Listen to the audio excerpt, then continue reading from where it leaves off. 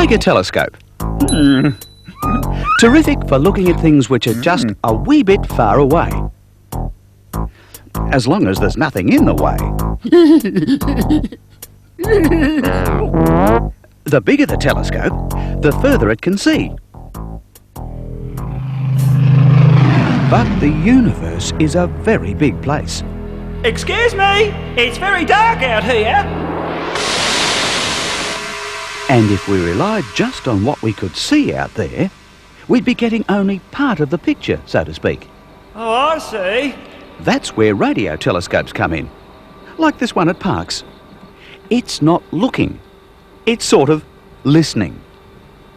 You see, the whole universe is pulsing with radio energy.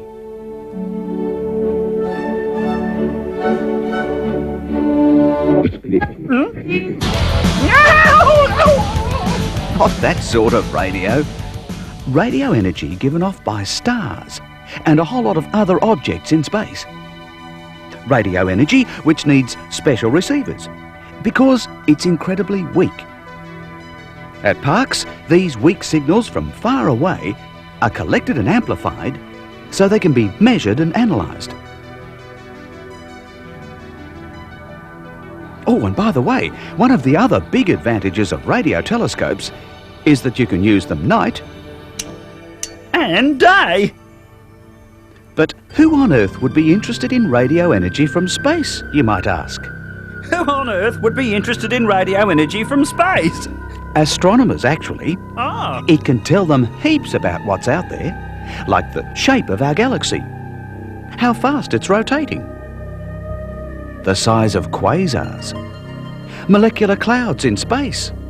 What about UFOs? It's got nothing to do with UFOs and little green men. Oh. The telescope's so good at its job, it's working round the clock. And there's a waiting list to use it. Come on, can I have a go now? Australian astronomers share the telescope with visiting scientists. They're dying to work here.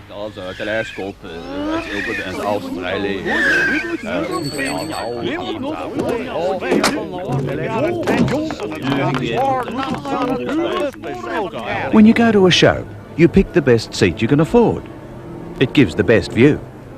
Overseas astronomers come to Parkes because it's one of the best places on Earth for looking at the Milky Way, where a lot of the action is. Parkes has worked with lots of interesting people on lots of interesting jobs. Along the way, the surface of the dish has been upgraded to make it even more versatile. And the receiving equipment has been replaced with the latest state-of-the-art technology. After all, if you're going to play the game, you've got to keep up with the times. A lot of things have changed since 1961, you know.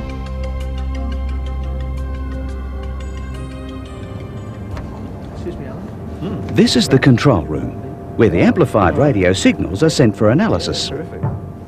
There aren't any guided tours here. There just isn't room. Oh, what does this button do? Besides, you might touch something you shouldn't.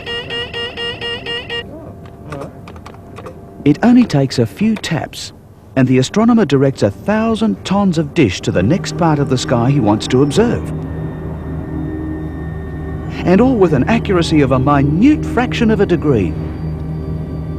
Just like driving the family car. Well, not exactly. It actually has a super sophisticated guidance system to steer the dish. Ah, sort of power steering. Well, yes, I suppose you could refer to it as being similar to power steering. And if you're impressed by team driving like this, you'll be amazed at what a team of telescopes can do.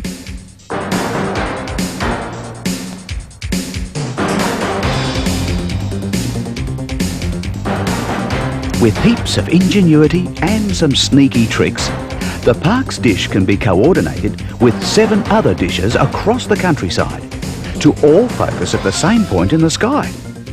Together, they act like a giant 300-kilometre wide telescope, even more sensitive to radio waves from far, far away. This team effort is collectively called the Australia telescope. And it was put together as a big bicentennial present for Australia in 1988. Happy birthday to you, happy birthday to you, happy birthday bicentennial Australia 1988. Is there anything the park's radio telescope can't do? Not much. Oh, it's really moving. Oh, come on. It doesn't actually move that fast. Right, we've speeded it up a little bit just for the purpose of the demonstration.